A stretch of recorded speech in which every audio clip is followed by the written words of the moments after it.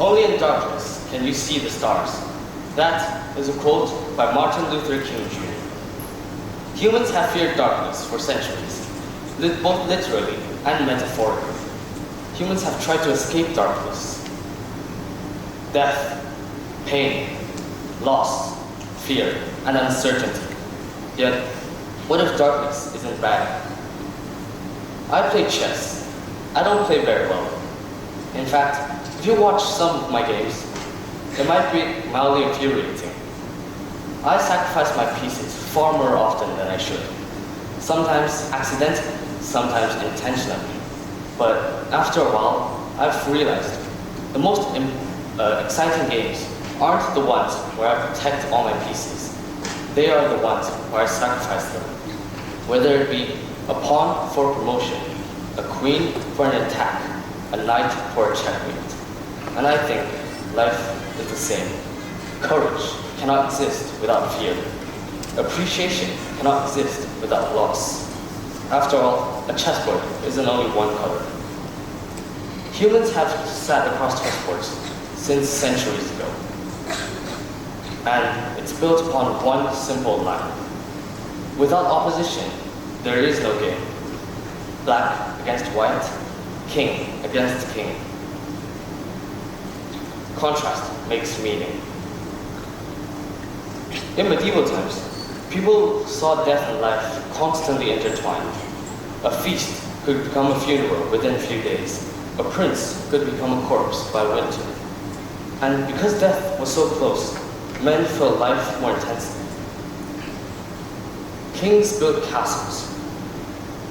They built tall towers, giant armies, iron gates, yet they still share one terrible truth with every single peasant in their kingdom.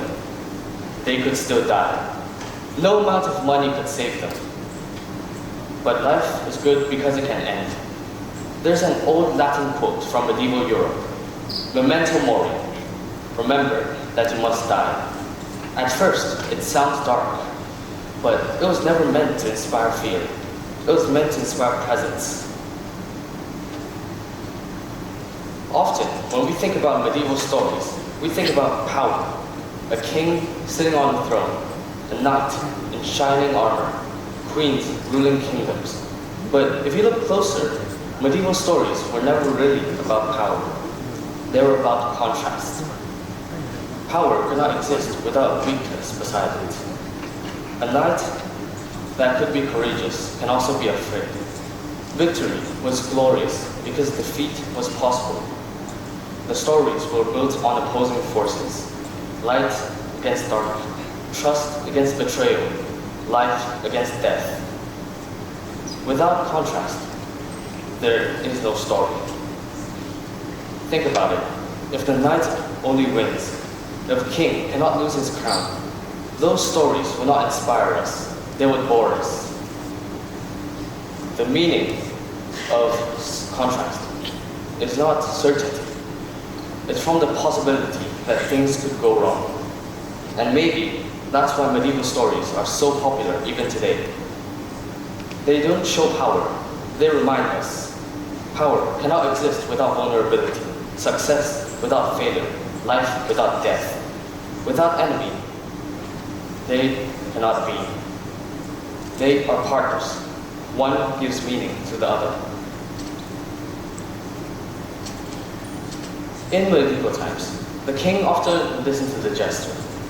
Think about it. The most powerful man in the kingdom, surrounded by nobles, by generals, by advisors, yet listened only most when the truth came disguised as humor. Opposites complete each other.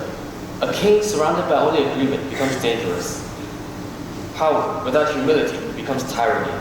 Confidence without doubt becomes arrogance.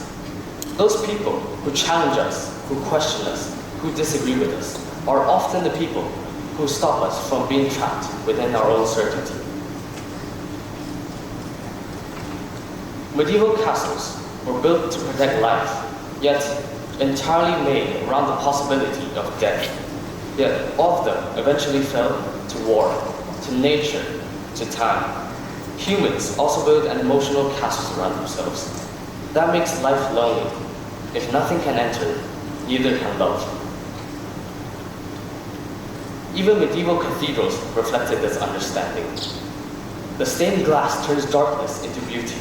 Without sun, there is no color. We need both light and dark, and humans, I think, do too. Modern life tries to remove contrast. We try to get success without failure, pleasure without pain, comfort without struggle. We chase permanence in a temporary world. This slowly flattens the human experience. A life without risk may be safe. A heart protected from any pain might be good, but it may also stop love from entering.